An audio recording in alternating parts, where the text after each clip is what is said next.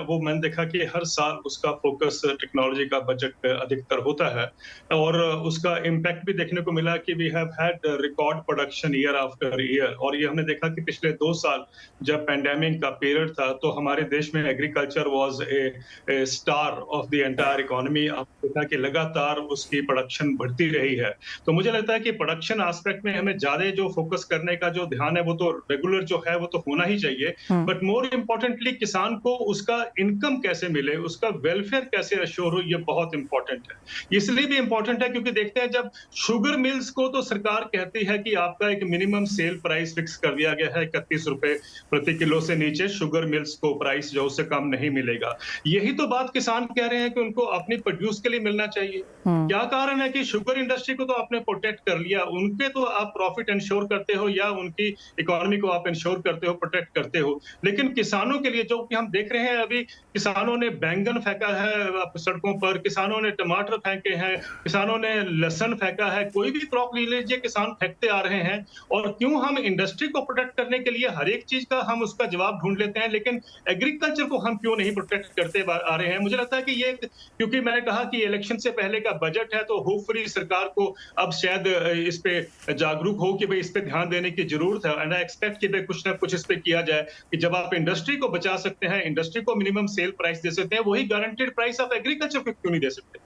ये बहुत बड़ा सवाल है, मुझे नहीं लगता कहीं ना कहीं इसको एड्रेस करने की जरूरत है। एंड आई होप कि इस बजट में सरकार कहीं इसकी शुरुआत करे। रहा टेक्नोलॉजी का, हम जानते हैं कि एग्रीकल्चर स्टार्टअप्स जो हैं दुनिया में भी और भारत में भी, there are about 20,000 agriculture startups in India. और लेकिन मेजोरिटी जो है वो लॉसेस में जा रहे हैं या बंद हो रहे हैं। हम देख रहे हैं कि अब स्टार्टअप की भी आज ये डिमांड है कि वो सरकार से और अपेक्षा करते हैं सब्सिडीज की या सपोर्ट की। जबकि जो स्टार्टअप का एक टाइम का एटमॉस्फेयर था, तो ये कहा जा रहा था कि ये फ्यूचर है, लेकिन आज जो है majority of the startups are not doing well. तो आई थिंक ये भी एक इंडिकेशन है कि वो क्या कारण है कि जिसको पहले हमने ये कहा था कि ये सनराइज इंडस्ट्री है और ये इंडस्ट्री जो है स्टार्टअप्स ही, अब तो ये सिट डाउन के लेवल पर आ चुकी है।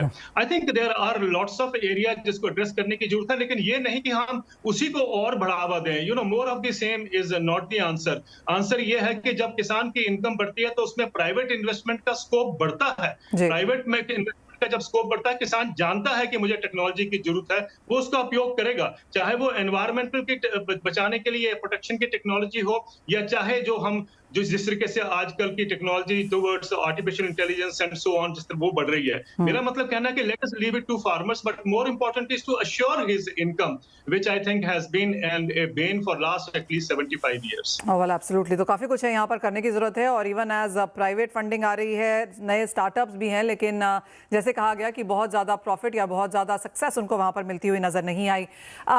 विजय जी, एक चीज़ जो हम हमेशा यहाँ पर बजट में बात करते हैं, आउटसाइड ऑफ इट भी करते हैं, चाहे वो सीड को लेकर हो, फर्टिलाइजर को लेकर हो, या फिर यहाँ पर वेयर हाउस रिसीट्स को लेकर हो, यहाँ पर अभी भी काफ़ी कुछ किया जाना बाकी है। क्या इसके बारे में हम फिर से कुछ सुनेंगे?